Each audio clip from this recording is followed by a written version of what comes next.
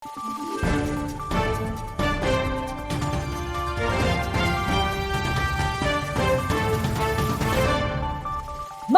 araw, Pilipinas! Ito ang Valiente News sa sa inyo ng Office of the Vice President.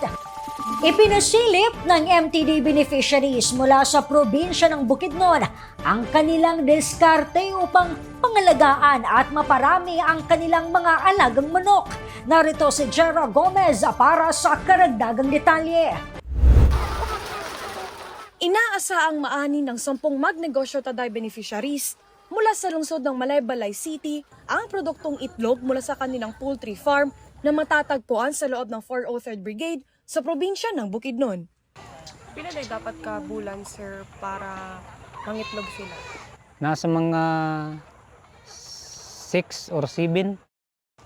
Duha naman ni ka bulan pag kuha na mo dito. Pagbantay na mo mga duha na pud ka bulan kapin. Kwento ng isa sa mga MTD beneficiaries sa Sitabor, di madali ang pag-aalaga at pagpapalaki ng mga manok. Pag-alaga, pagbahog, buntag hapon. Pagatiman sila labi na kung ulan, pasaka, ana. Duty man niya mo diri, tagduhar ang gina mo duty diri. Kung among trabaho diri, kung naay mo duty, dili lang di sa paghuman sa bahog, magpanday mi sa palibot kanang kural, ayuhon na mo para buhian sila. May diskarte rin sila upang maiwasan ang pagkakasakit ng kanilang mga alaga. Amo maninggi atiman gud ilang hugaw kay usapon na nga makadala pud og sakit sila kaning ilang hugaw. Una among atimanon bago pa man namo ni gihinluan. Ana ang palibot dayon mong gahinluan pod. Para sa mga dating kasapi ng New People's Army, panibagong pag-asa ang hatid sa kanila ng programang Magnegosyo Taday dahil nagbigay ito ng pagkakataon upang sila ay makapaghanap buhay at kumita.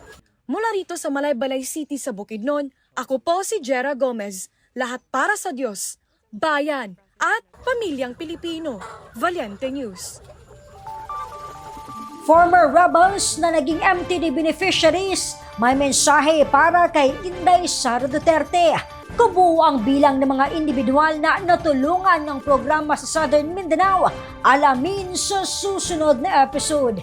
Ako si Claudette Loreto para sa makabuluhan, naninindigan at matapang na mga ulat at impormasyon. Maraming salamat.